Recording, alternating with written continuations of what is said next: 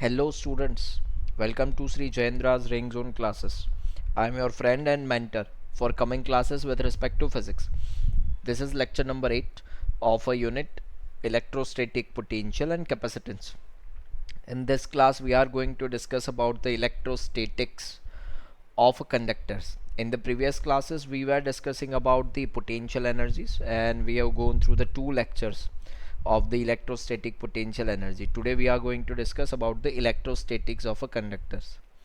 This is a theoretical concept that what the electrostatics of a conductor and very small segments are there, very small concepts are there, but that concepts are very useful in terms of to learn the capacitor as well as to learn a very basic things of the electrostatics of a conductor, that how conductors should behave when they have been placed in certain external electric field. So let's begin with this. Yes, it might possible that you have already know this. Yes, but just take this as a revision class and things will be done. Yes, so let's begin. First, let's start with the charge carrier in different materials. First, let's take electrically conductors. We are talking about the conductors. In conductors, charge carriers are the electrons, or we should rather say it's the free electrons which are moving here than there, or which can jump from one orbit to another orbit. So electrons are the mobile charge carriers when we talk about the electric conductors. When we talk about the insulators, as you know that insulators are the one which does not allow an electricity to flow. So in insulators no free electrons are there and all electrons are tightly bound with atom, so there are no mobile charge carriers. Yes. Next is the electrolytes. In electrolytes, charge carriers are electrons as well as ions, as you know. Even you might study this in chemistry as well. Yes. So these are the electrolytes. Now behavior of conductors when they are placed in electrostatic field, or we should rather say is an external electrostatic field. We know that net electric field intensity inside the conductor is 0. does do you know this? Before this, do you know this fact that net electric field intensity inside the conductor is 0? Yes. Where? From where? Which topic? Yes, electric field lines. When we were discussing about the electric field lines, do you remember this? We said that electric field lines never enter the metallic surface. Yes, we don't know the reason behind it. We are going to know the reason in this class, but we know this fact that net electric field intensity inside the conductor is always a 0. Yes.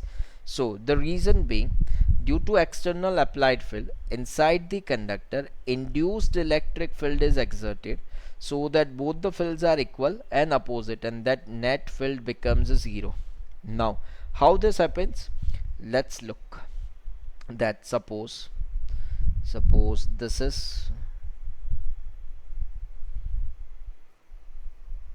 is a neutral sphere, and as I said, it's a neutral sphere having radius r. This is its center. It doesn't have any charge. Now here one of the positive charge is there, and the separation between this positive charge to this center of the sphere is, let's say, smaller. So what happened next? As I said, this is metallic sphere, and when we discussed in the previous classes, when metals or conductors are there, it must be having number of free electrons. So what the things will happen, that this is plus q, so all the negative charges will try to align themselves on this side, while all the positive charges will try to align in this side of the sphere. I hope you remember the reason. Yes, can you visualize that what would be the situation? Yes, this charges are said as the induced charges. This both charges are said as an induced charges. Now why this happens, that look at this, this is positive charge, so all the all the negative charges, I should say, all the negative charges will be attracted by this positive charge plus q. That's why they arrange themselves so they can have a more value of attractive force, and all the plus charges have arranged themselves on the other side of the sphere, so it can be at maximum separation, because this is the natural tendency of a charge, that if two charges are having a repulsive force, they arrange themselves so that they can have a maximum tendency of separation, and if it is of attractive kind of force, then they will try to align themselves at maximum nearest possible location. Yes, so now this is plus q, this is r. Now here the positive charge is there, it is an induced charge, it's a positive of nature, and here the negative induced charge is there. So if I make a direction of induced electric field, then it would be in this direction, it's an induced electric field. This is the direction of induced electric field, from positive charge to negative charge. We know this, always the direction of electric field is from positive charge to negative charge. So this is direction of induced electric field in positive x direction. Now what is the direction of external electric field? What is the direction of external electric field? Here it is a plus q, here this is the location, plus q, plus charges always having an direction of electric field which is radially outward, so this is direction of external electric field.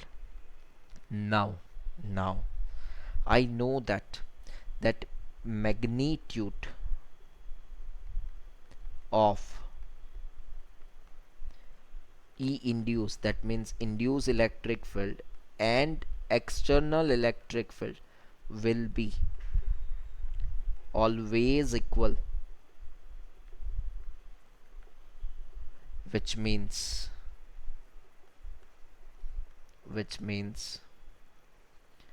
net electric field at center, that E net will be equals to, let's say, E induced minus of E external, as this both having the same value, so that must be a 0. I hope these things are clear. That's why in this slide we were said that due to applied field inside the conductor, induced electric field is exerted so that both the fields are equal and opposite, so that net field becomes 0.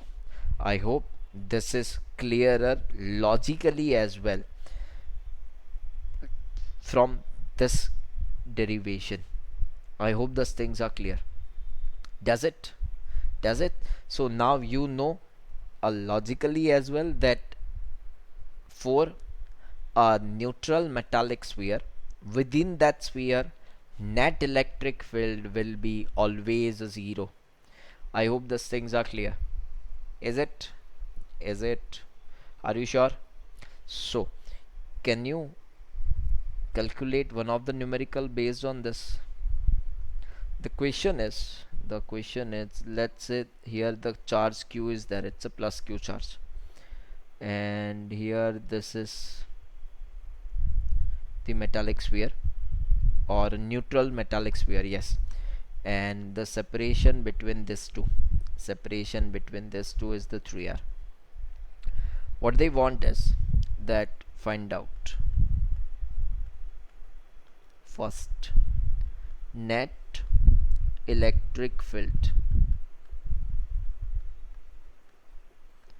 at center, and second what they want is direction and magnitude direction and magnitude of induced electric field. This is their requirement. They want you to find out direction and magnitude of induced electric field, and they want the net electric field at the center. Now what would be the situation? Yes, you know the theoretical aspect of this. This is plus q, so all the minus charges will try to align them at the nearest possible location, and all the positive charges will try to align them so that they can be at the farthest place, or I should say farthest possible place. So this all are the induced charge. This all are the induced charge. Direction of induced electric field. Direction of induced electric field would be in this direction. So this is E induced, and direction of E external. Direction of E external would be in this direction because of positive charge. So E net would be is equals to E external minus of E induced, and this both must be having a same value, so this would be a 0. E external minus E induced, and this E net is equals to 0. So my first task has been done. Net electric field at the center would be a 0. This is what I know. Now let's move to the second task. What is it? They require that second direction and magnitude of direction and magnitude of induced electric field.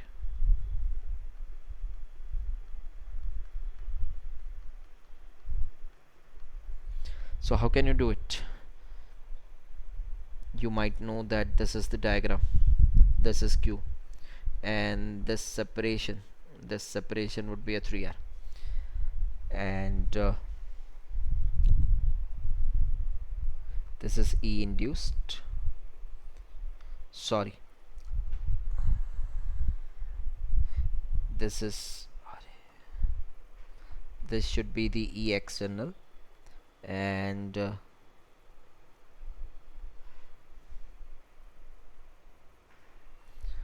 the reverse of it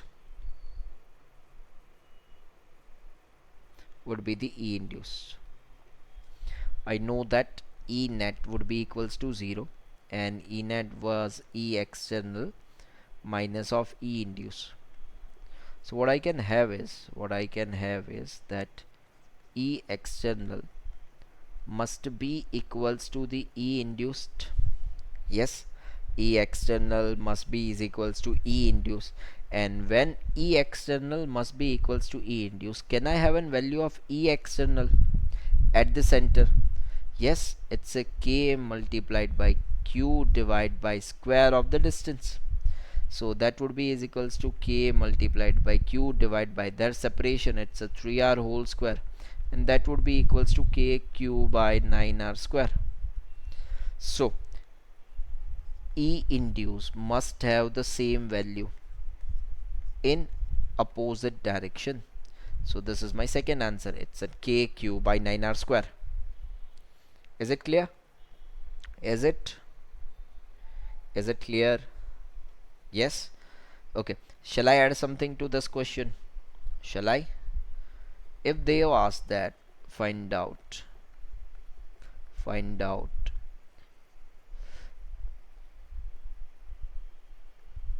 electric force at the center of sphere,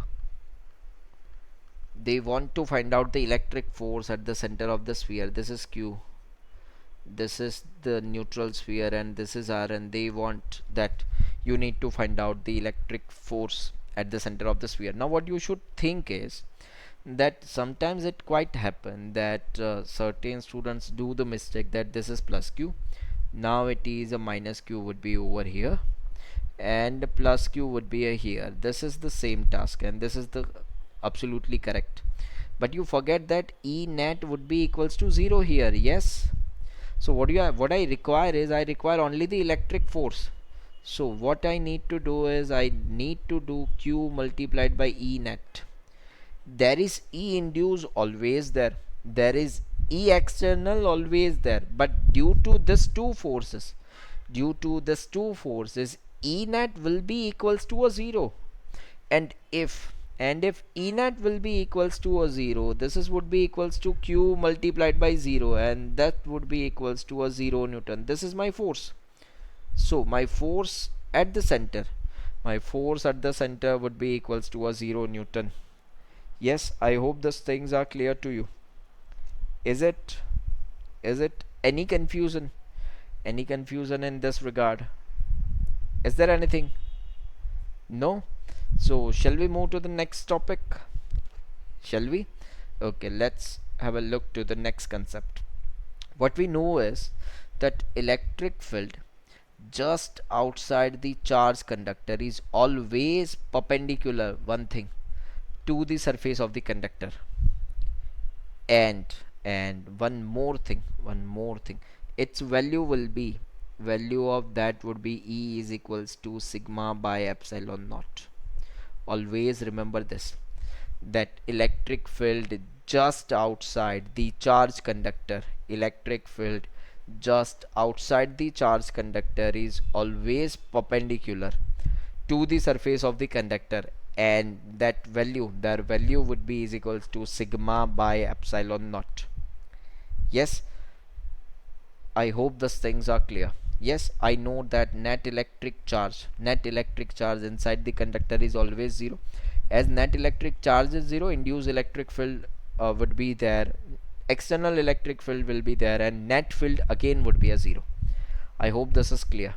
Yes, so please remember this thing, that net electric field outside the surface of the conductor, outside the surface of the charged conductor, is always a sigma by epsilon naught, which is always perpendicular to the surface of the conductor. Yes, let's look at some more conclusions. Yes, I always know that electric charge resides on the surface of a conductor. Electric charge will always love to be there on the surface of a conductor, because can you assume the reason that why electric charge always loves to be there on the surface of a conductor? Because on the surface of a conductor it could have a minimum potential energy. At the surface of a conductor it could have a state of minimum potential energy, and minimum potential energy always makes you a stable. Minimum potential energy will always makes you a stable. And last wish of any charge is always to be a stable. Yes, so they always loves to be on the surface of a conductor. Please remember this thing. Yes, one more thing, electric potential is constant for the entire conductor. That means if you take this surface, then on this complete surface, if you look right this point or this point or this point or this point, then on this entire conductor the electric potential is constant. Let's say this is q, this is r, then on this every point, let's say va, vb, vc, vd, wherever you want, it's in k q by r. I hope this is clear. Yes. Next, that surface energy distribution may be different at different points, and electric field exists on the surface of a charged conductor, and that value would be equals to sigma by epsilon naught, that we already discussed. I hope all all points are clearer to you. Is it? Any doubts? Any doubts within this? Is there any doubts? Do you have any doubts? No? So let's move to the next. Very interesting. It's an electrostatic shielding. This is electrostatic shielding. What is it? So it is the method of protecting sensitive instruments from the effect of external electric field inside a hollow conductor, at which, why in the hollow conductor? Because hollow conductor having external, at which external electric field will become a zero. This is what we call as an electrostatic shielding. Now let's look what is it and how it works exactly. So let's assume that this is one of the plate, this is another plate, and this plate is having a charge plus, positive charge, and this plate is having a negative charge. Within this two plates, one conductor is there. Let's say any random shape conductor is there. It is placed. Now let us suppose you are inside this conductor. This is a hollow conductor and you are inside this conductor. So the question arises, do you have any sense of electric field when you are inside this conductor? So do you feel any effect of electric field inside the conductor? Let's find out this answer. Let's find it out. So what happens is, let's look at this very carefully. This is the conductor, and conductor must be having infinite amount of free electrons. Conductors must be having an infinite number of free electrons, and if any conductor is having an infinite number of free electrons, what it would love to, that if positive plate is there, he will, that means this conductor will arrange the negatively charged particle over this surface, and this conductor wishes that their positive charges would arrange them in this in this surface.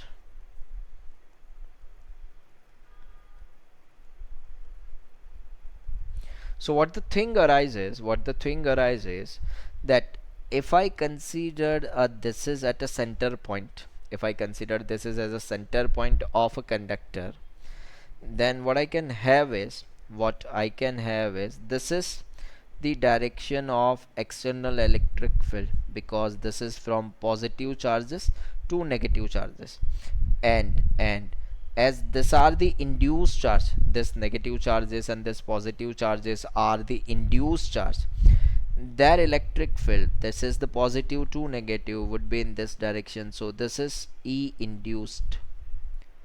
As I know that these are having a infinite number of charges and they will arrange themselves until net electric field within this is zero. So when you are here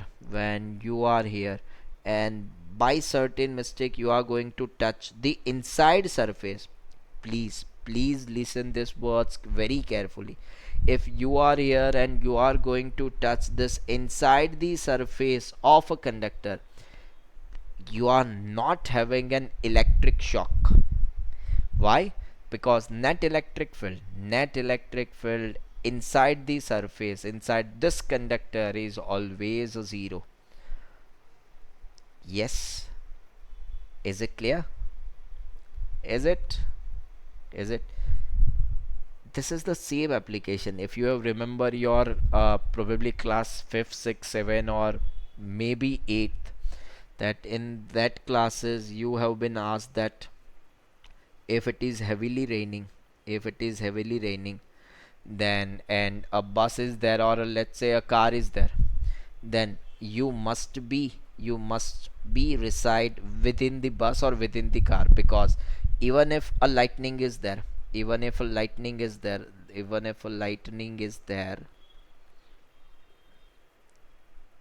within this hollow conductor, you will not have any sense of electric field. That means you are not going to have a electric shock. Yes, I hope these things are clear. There are many instruments which require that they should not be having an effect of electric field, or I should say external electric field. So there must be a shield to be prepared for this instrument, so that they can work smoothly and efficiently without having disturbance from the external electric field. I hope these things are clear to you. Is it? Is it? Okay, great. So let us move to the next. It's an dielectric materials. This are very important topic. Yes, these are the dielectric materials.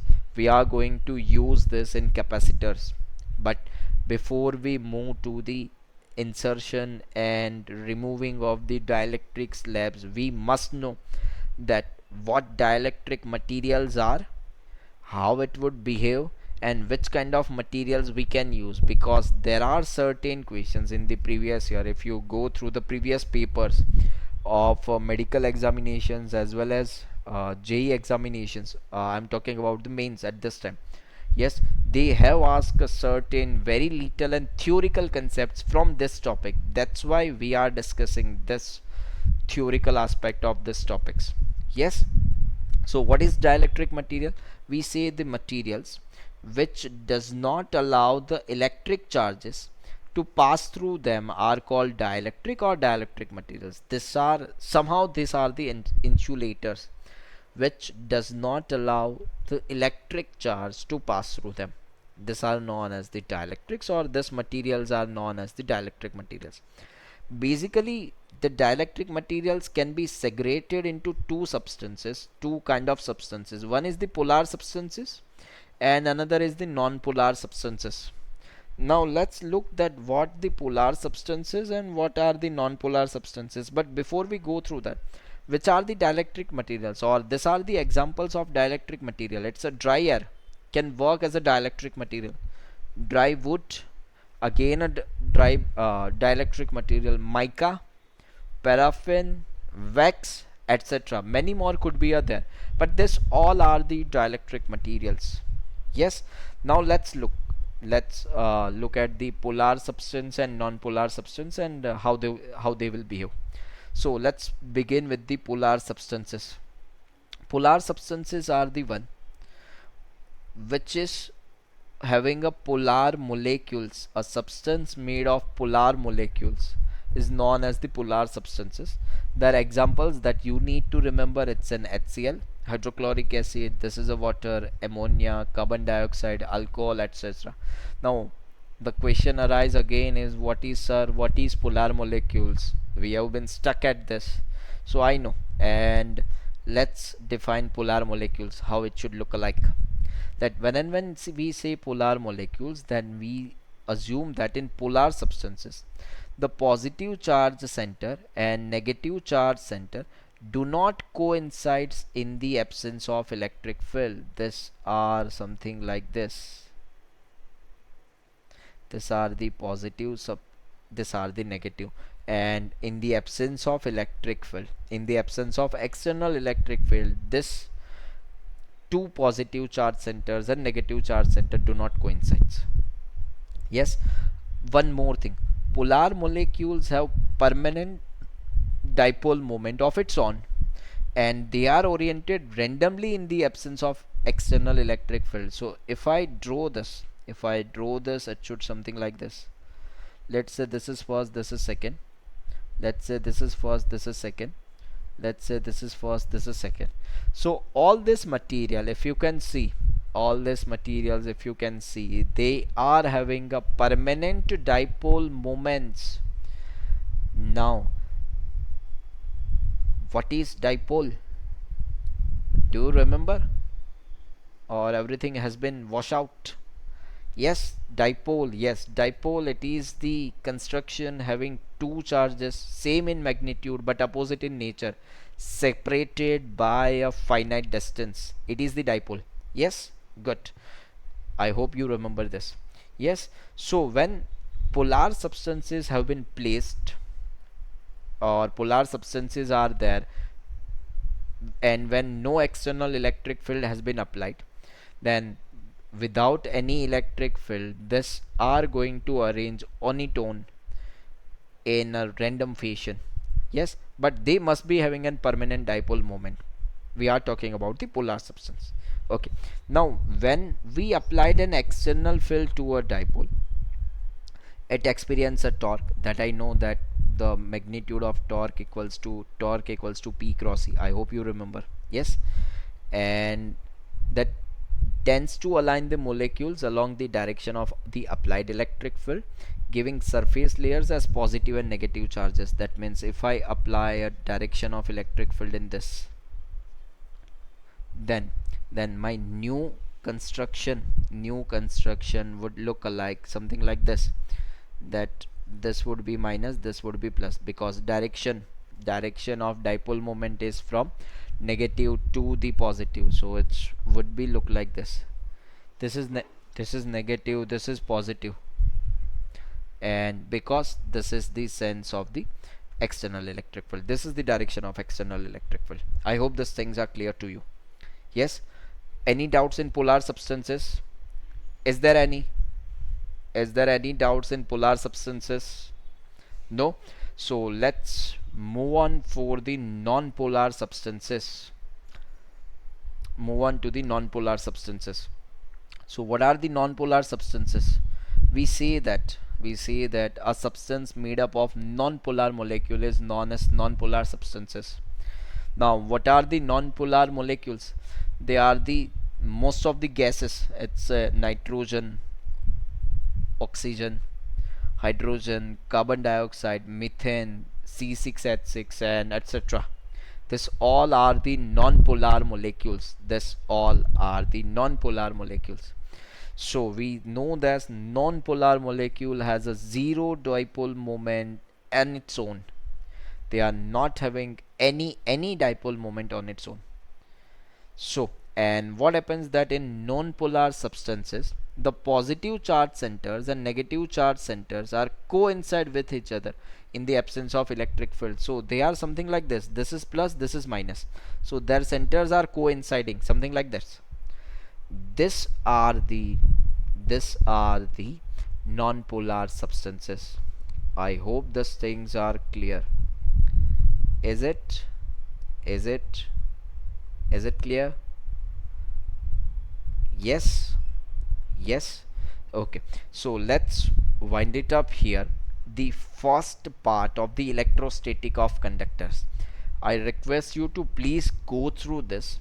Even I request that please go through the NCRT as well, because this is a conceptual plus theoretical aspect of the electrostatics of conductor. In the next class, in the next session, we are going to conduct the second part of the electrostatics of conductors.